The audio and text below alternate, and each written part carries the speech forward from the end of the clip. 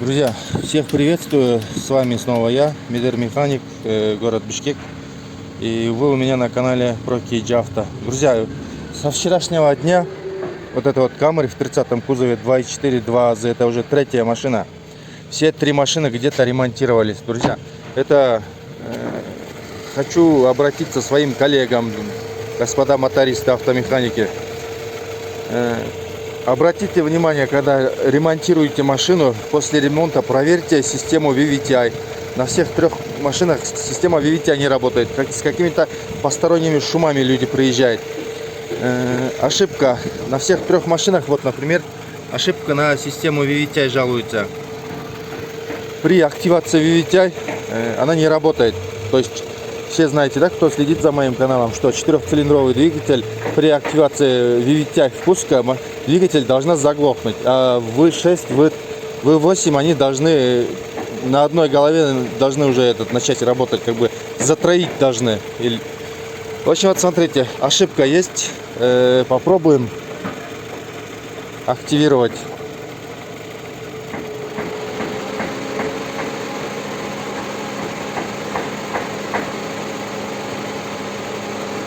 Вот когда ремонтируете, если компьютером как бы не умеете пользоваться, или нет у вас компьютера или сканера, друзья, обычный заведенный, на заведенном возьмите, просто сделайте специальный штекер. Я для себя сделал, просто на выезде, когда под рукой нету компьютера, вот такой вот штекер я на разборе отрезал, две проводки удлинил, подключите сюда две проводки и на аккумулятор плюс-минус подключите, плюс-минус дайте питание на клапан VVTi. Фазы должны вперед уйти, тем самым должна заглохнуть двигатель. Если не заглохнет, значит фаза у вас не уходит вперед. Вот таким обычным простым методом проверяйте, друзья. Сейчас я здесь попробую через компьютер просто все это проверить, чтобы провода не доставать.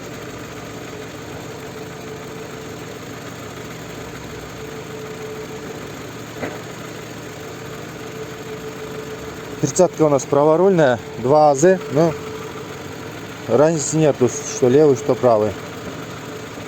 Вот мы сейчас заходим на VVTi, включим муфту VVTi. Вот видите, включил я фазовращатель, выключаю.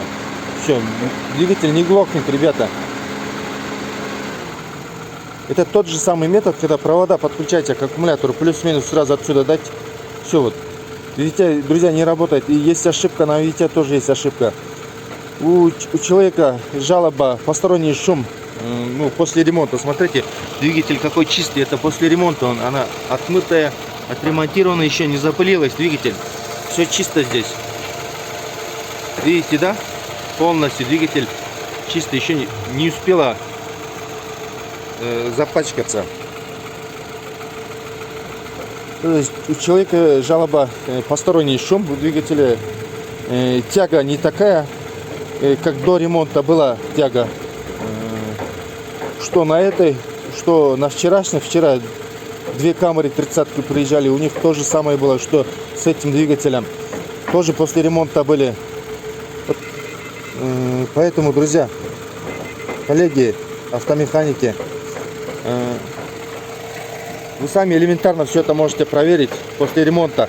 Теперь сейчас повторно придется тому мастеру, кто ремонтировал, двигателем занимался, или другому мастеру придется повторно копаться в этом двигателе. А это, сами знаете, человек за это время должен ходить пешком.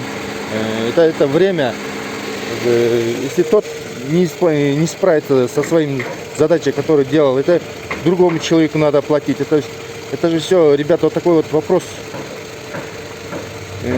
времени.